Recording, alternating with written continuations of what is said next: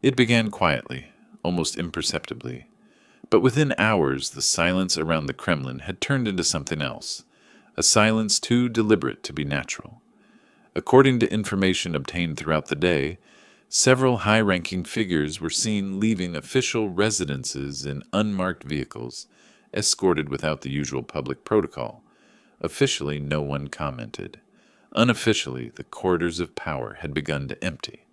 By this moment, Russian air defense systems were operating at full capacity across several western regions. Local channels reported routine training, yet fragments of Western-made missiles were being collected far from any border zone. In expert circles, this was interpreted not as a drill, but as evidence of a new phase in the confrontation, a phase that had reached the country's political heartland. The words "storm shadow" began circulating in security briefings, though never aloud in public statements. The official narrative remained calm. No change of leadership, no emergency sessions. The Ministry of Defense emphasized stability, while the presidential administration refrained from issuing any direct comment. However, by midday, sources close to the security services noted unusual traffic toward private airports near Moscow. Not departures for scheduled visits, but unplanned flights under diplomatic clearance, a movement too synchronized to be coincidence. Meanwhile, several regional command centers reported temporary communication disruptions. The pattern was identical, short, precise, and contained. To the untrained observer, nothing appeared unusual, but to those inside the system it resembled a test, or a warning. Analysts described it as a controlled blackout, designed to obscure the scale of the incident without revealing its origin. By early afternoon, this tactic had already begun to fail. Inside Moscow, visible signs of urgency multiplied.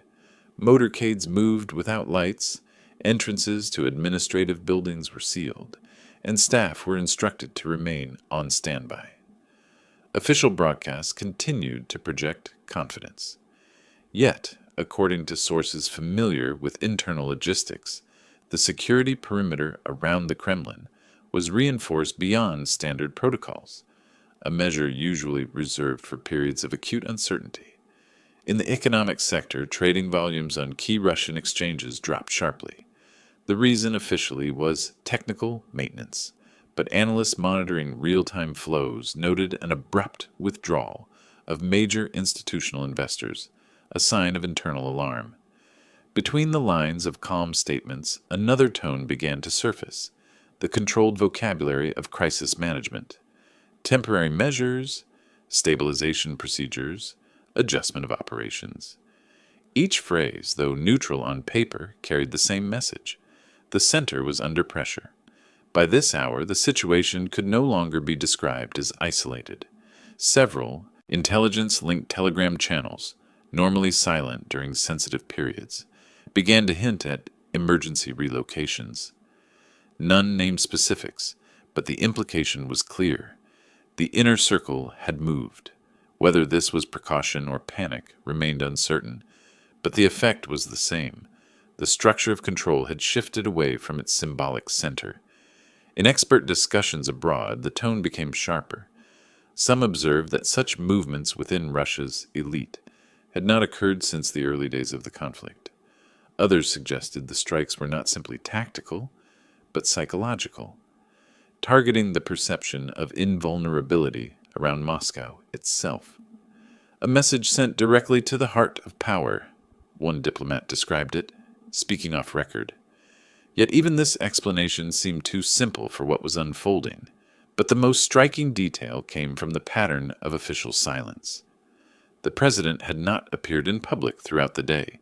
No statements, no footage, no visible signs of command. The vacuum itself became the message.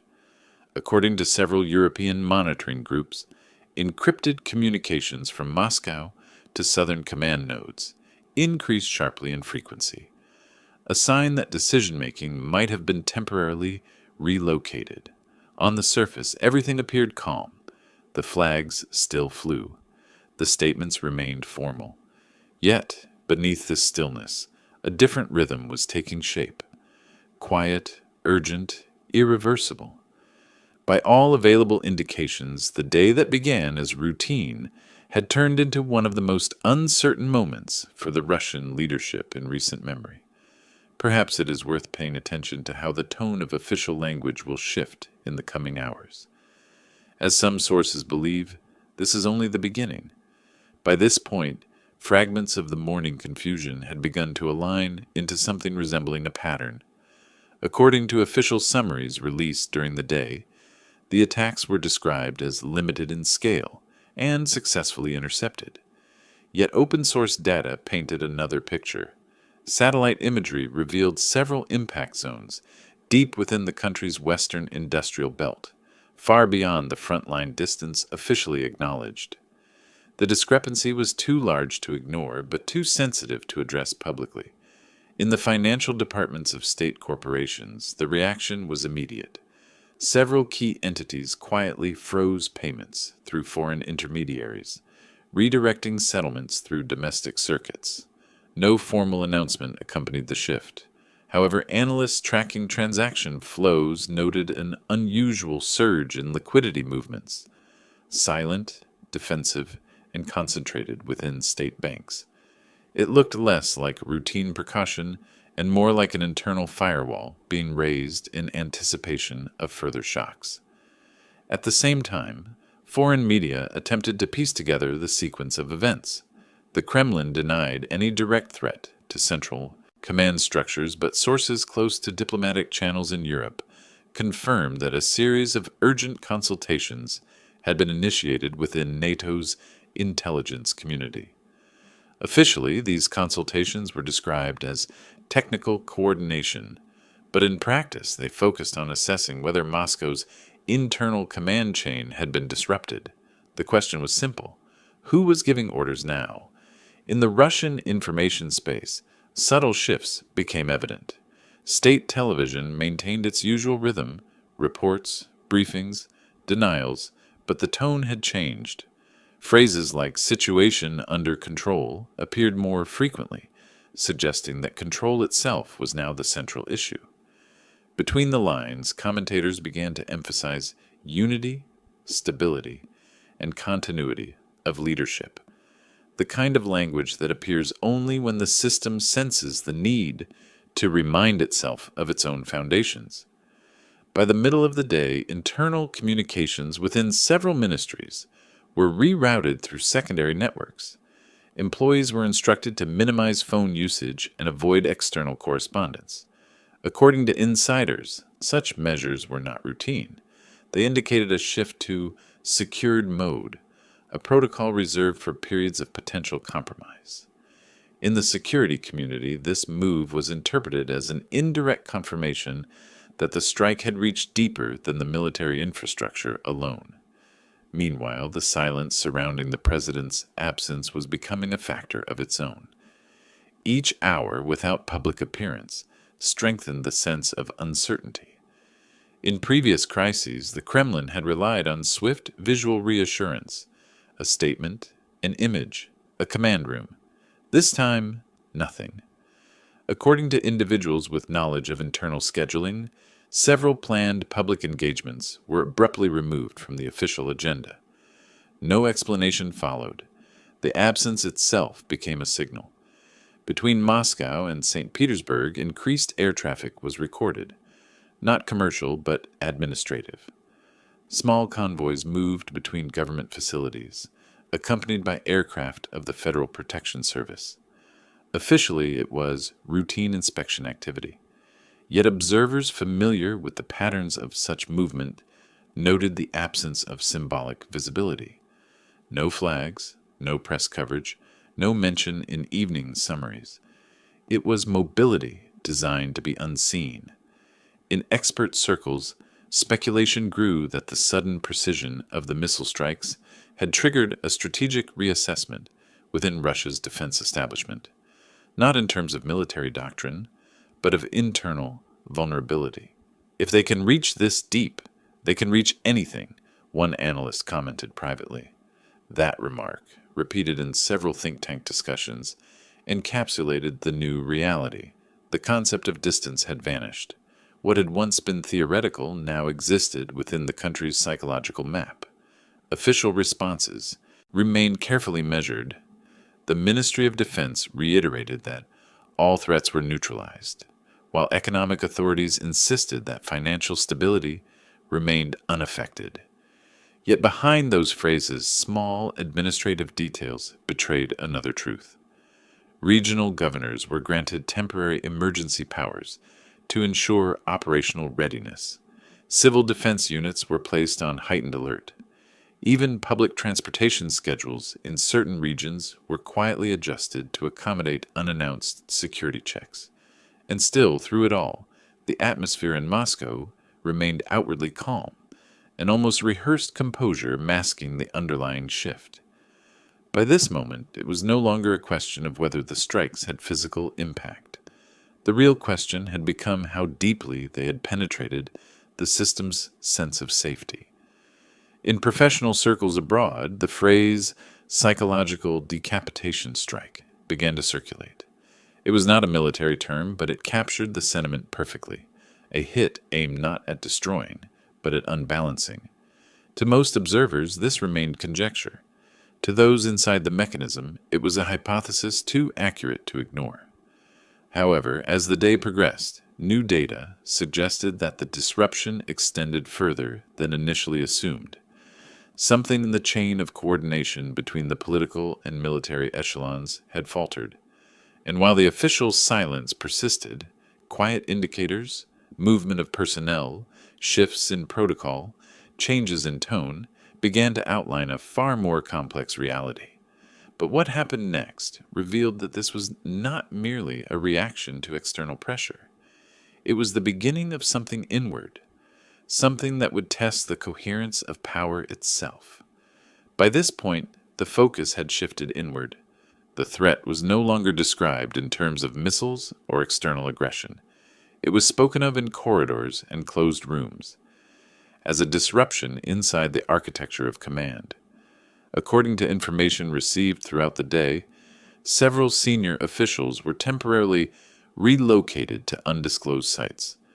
Officially, these movements were characterized as precautionary, yet by every practical measure they resembled a silent evacuation. In the intelligence community, such movements carry their own message. Command continuity is under question. The absence of visible leadership, combined with increased encrypted traffic between federal agencies, suggested that a parallel coordination line had been activated. This line, according to sources familiar with the system, operates only when primary command is considered potentially compromised. Its activation meant one thing: trust in the central structure had fractured. At the same time, the defense apparatus issued brief, formulaic statements about successful containment. The language was carefully neutral, designed to convey competence without revealing detail. But analysts noticed the shift. The emphasis moved from victory to maintenance, from control to endurance. Containment, in this lexicon, meant the crisis had moved inside, and within that change of wording, the real tension became visible. Not in what was said, but in what could no longer be said. Between the ministries, information began to move unevenly. Some offices operated under emergency procedures. Others functioned as if nothing had happened. According to individuals involved in the process, this dissonance reflected a lack of unified direction. In expert circles, it was interpreted as an indicator of parallel chains of command, a dangerous signal in a system built on centralization. Officially, there was no acknowledgement of any structural divide. Unofficially, few still believed in a single voice of authority. Foreign observers reacted cautiously. Statements from European capitals avoided speculation, but the tone had changed. The question was no longer whether Russia had suffered damage. It was whether its decision-making core remained intact. Western intelligence assessments leaked to select media hinted at possible reconfiguration within the leadership group. No names, no confirmations, only the suggestion that the balance of internal influence had shifted. Meanwhile, inside Moscow, the outward calm persisted. Government channels broadcast pre-recorded content. Public appearances were delayed, and the visual rhythm of authority, the rituals of presence, began to fade. According to data from monitoring networks, even official news updates slowed to half their usual frequency. The system is breathing shallowly, one insider described it in analytical terms. It's functioning, but only to maintain the illusion of normality. In the financial sphere, indicators continued to move in silence. The national currency held steady, not through market confidence, but through administrative restraint. Trading limits were tightened. Export transactions paused. The message to the markets was clear. Volatility would not be allowed, but the absence of movement became a form of pressure in itself. Economists familiar with crisis management recognized the pattern: stabilization through suspension, a tactic that buys time but deepens uncertainty. At this stage, another layer of information began to surface. According to several regional security briefings, internal communication among elite protective units had been restricted to direct channels only. That measure, experts noted, is introduced when concerns about internal leaks outweigh external threats. Such a decision rarely reaches the public domain, but this time fragments of it did, not through statements, but through absence. Several key figures who traditionally appear during sensitive moments simply disappeared from the day's visual field. And then, in the late reports of intelligence monitors, came a phrase that reframed everything: temporary command autonomy. It appeared once in a restricted update and then vanished from subsequent editions. But its implications were significant. In bureaucratic language, it meant regional commanders were authorized to act without prior confirmation from Moscow, a measure possible only under extraordinary circumstances. In expert environments, this was seen as the first tangible proof that central control had fractured. The Kremlin's silence no longer appeared as caution. It began to look like disconnection. By this moment, the idea that the leadership was fleeing was no longer metaphorical. It described a system withdrawing into itself, layer by layer, each unit protecting its own continuity. However, behind these visible signs lay another development, one that few dared to articulate publicly. According to analytical sources abroad, the response from Moscow's elite was not unified. Some factions reportedly favored a temporary relocation of command structures to secure facilities. Others pushed for immediate public reassurance.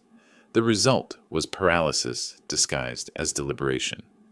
And within that paralysis, the core of governance began to fragment into discrete zones of influence. In the professional community, this process was described as controlled retreat, a phrase that implied strategy. Yet to those observing closely, it signified loss, not of territory, but of coherence. The missiles had struck physical ground, but the real impact was psychological. The myth of unshakable central control had cracked. For the first time in years, the question was no longer what Russia would do next, but who exactly was in a position to decide. The uncertainty spread faster than any military strike could. And perhaps that is why, as the day unfolded, analysts quietly advised one thing: to keep watching, because some of them were convinced that what was happening now was only the visible layer of a deeper reconfiguration still hidden from view. By this stage, the rhythm of the day had changed entirely. What began as confusion had evolved into structured tension, the kind that forms when systems start defending themselves from within. According to information received during the day, several members of the presidential administration had been moved to temporary coordination centers outside Moscow. Officially, these sites were referred to as communication hubs. In practice, they operated as contingency headquarters. The optics of power remained in the capital. The substance had shifted elsewhere. In the early afternoon, the federal protection units expanded the perimeter around key governmental compounds. The access procedures were modified. Even long-term staff were re-verified. The move was described as routine reinforcement. but its scale suggested more than caution. By this moment, according to sources familiar with internal logistics, certain sections of the Kremlin complex were fully sealed, not due to threat, but to control information flow. A fortress turned inward. Meanwhile, the informational tone across state media began to fracture. One set of channels emphasized strategic calm, another highlighted the unprecedented unity of leadership. The difference seemed subtle, but in communication strategy it was significant. Divergence in messaging is often the first sign of dissonance between command levels. Analysts and media monitoring agencies interpreted it as evidence that the hierarchy was improvising. The central narrative, one voice, one line, had splintered into several cautious signals. In financial institutions, the sense of unease became tangible. Internal memos circulated through state-owned banks, urging staff to limit exposure to external systems and prioritize domestic settlements. According to analysts monitoring the sector, this language mirrored the tone used during periods of sanctions escalation. Yet today there was no external announcement prompting it. The reaction came from within. The system was preemptively defending itself from a threat it could not yet define. Across the border, European intelligence sources began to interpret the silence differently. What appeared from outside as panic was, in their assessment, a process of strategic contraction, a deliberate narrowing of command to preserve continuity. But even that interpretation carried unease. When control becomes invisible, one security expert noted privately, it becomes impossible to distinguish stability from collapse. At the same time, several Western monitoring groups reported anomalies in Russian digital infrastructure. Brief network interruptions, unexplained downtimes of government portals, and temporary unavailability of air traffic data were recorded. None of these incidents were officially linked, but the pattern repeated across multiple sectors. The message between the lines was clear. Isolation had begun, both physical and informational. Within Russia's elite circles, the atmosphere was described as controlled uncertainty. Meetings that would normally occur in central ministries were relocated to private residences or secure facilities. The symbolic geography of decision-making, once concentrated, visible, predictable, was dispersing. According to insiders, this dispersal was not random. It was coordinated, but discreetly, under the pretext of technical security. Meanwhile, the security services increased their visibility in the capital. Armored vehicles were seen on major avenues, not in formation, but as stationary patrols. There were no clashes, no direct threats, only presence, a reminder that the state remained physically intact. Yet by this hour, the psychological balance had shifted. The presence no longer conveyed reassurance. It suggested containment. In expert communities abroad, a different question emerged: whether the events of the day marked the beginning of an internal recalibration. Some analysts speculated that a provisional command network could be forming, one designed to function independently of the traditional hierarchy. Such speculation remained unverified, but the absence of denials from Russian officials only fueled it further. Silence, once a tool of control, had become a confirmation. At this point, the tension reached a threshold. Economic data stopped being published. Regular press briefings were postponed. Even local administrative updates were replaced with generic statements. Information blackout was the term used in Western analytical briefs, though internally Russian sources preferred operational pause. Both described the same condition: a moment where the system stops communicating in order to prevent contradiction. In the diplomatic field, quiet movements began as well. Certain embassies restricted access, others relocated personnel temporarily outside the capital. Officially, none of these steps were connected to the missile strikes. Unofficially, every decision followed the same logic. Proximity to Moscow no longer guaranteed stability. By the late part of the day, a subtle but visible phenomenon appeared. Markets abroad began to respond not to the strikes themselves, but to the absence of information from Moscow. The vacuum became an economic factor. Investors interpreted silence as signal. Bonds linked to Russian assets experienced unusual volatility. It was not panic yet, but the algorithms that track political risk had begun to adjust their models in real time. Inside Russia, however, the official narrative remained unchanged. All systems operational. This phrase, repeated across every platform, served as both reassurance and command. To repeat it was to participate in control, yet the more it was said, the less it sounded like truth.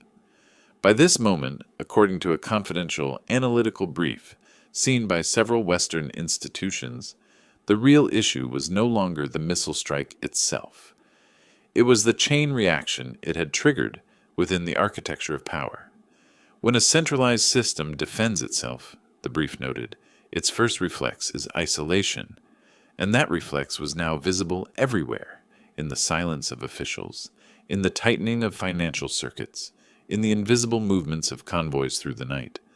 However, behind this defensive posture, something else was forming, a shift not just in command, but in alignment. For the first time, observers began to notice quiet communication between figures who previously competed for influence, temporary alliances, strategic coordination, silent consent. It was as if the system, feeling the tremor beneath it, had begun to reorganize itself, not under direction, but by instinct. And yet, as sources warned, such instinctive movements are the most dangerous. They reveal a truth the public statements conceal, that stability now depends not on control, but on survival. But the deeper reality was even more complex, because while the day still seemed under control on the surface, the internal machinery of governance was already shifting into a configuration no one had intended, and no one could easily reverse. However, behind that shift stood something far larger than a security incident, something that had been building quietly for months, and now, under pressure, was finally beginning to surface. By this hour, the atmosphere across the capital had become unnaturally still. The earlier movement, the convoys, the briefings, the coded messages, had ceased. In their place came a deliberate silence, the kind that signals the completion of an internal realignment. According to information available throughout the day, all official communication channels were restored, but the tone of the new messages was markedly different. The language of command had changed. Fewer orders, more acknowledgments, fewer statements of strength, more appeals to unity.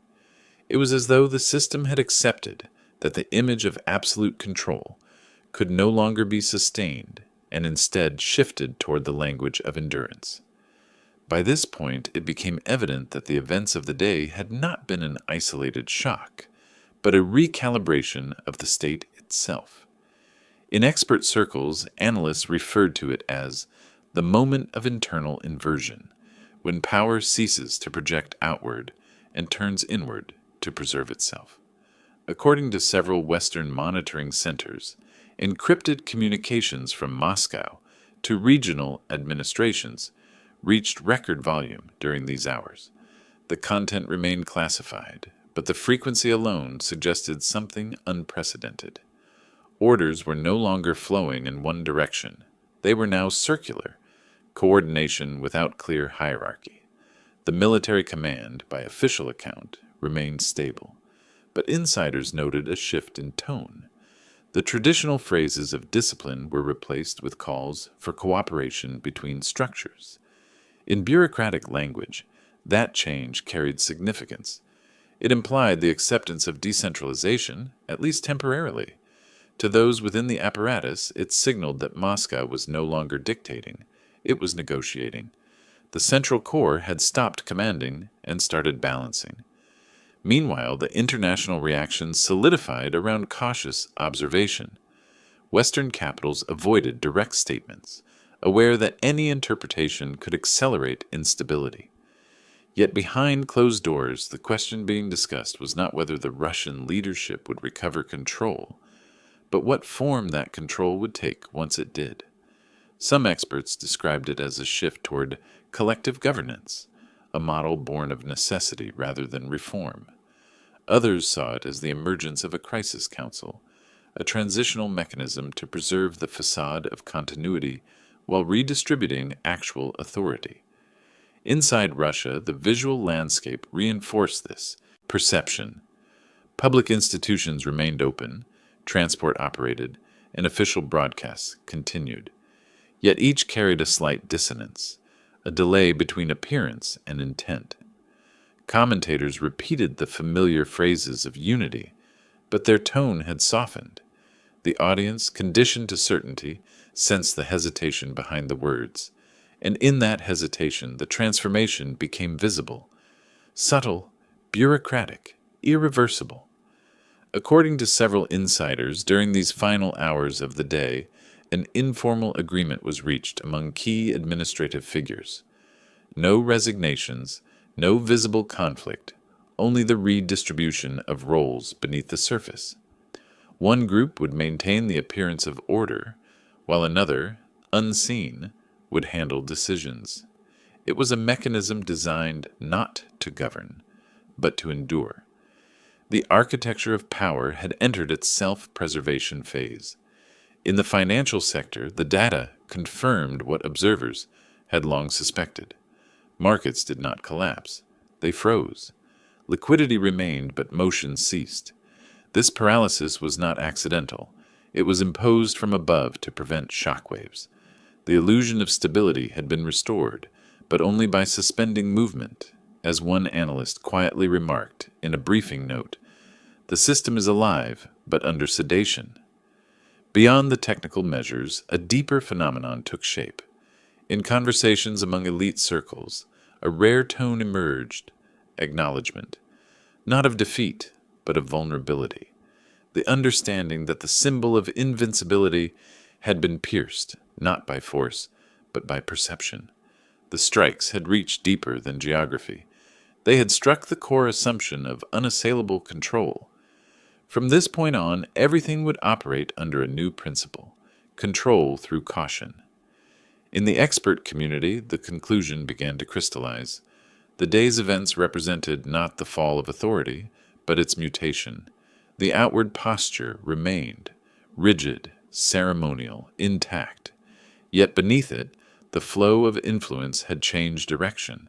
Decisions would now emerge from negotiation, not command. Coordination would replace decree. Power would survive, but in a different shape, dispersed, quieter, more defensive. Officially, the situation was declared stable. "No deviations detected," read the final statement from the press office, its brevity more telling than its words. In the absence of further comment, the message was clear. The day had ended, and with it, a certain phase of certainty. What remained was continuity in appearance and silence in substance. Between analysts and diplomats, one phrase circulated by the end of the day: "The Kremlin survived by vanishing into itself." A metaphor perhaps, but one that captured the essence of what had unfolded. Authority no longer needed to be seen to exist. It had receded into the mechanisms that sustain it invisibly. For observers, the question was not whether this transformation marked an end or a beginning. It was whether such systems can survive indefinitely on containment alone. Some experts suggested that the coming days would bring normalization. Others warned of fragmentation. But none disputed the central reality, that something irreversible had occurred. The missiles had struck physical targets. Their true impact had been psychological. The result was not collapse, but metamorphosis. A power that once ruled by projection now ruled by concealment. And perhaps that is why, by the close of this day, the silence felt heavier than the explosions that preceded it. Because behind that silence, a new configuration was already taking form, one that would define what remained of stability and what might come after it. Those who understand this dynamic advise a simple precaution: to keep watching. because, as some insiders quietly note, what seemed like the end of control may, in fact, be the beginning of something far more deliberate.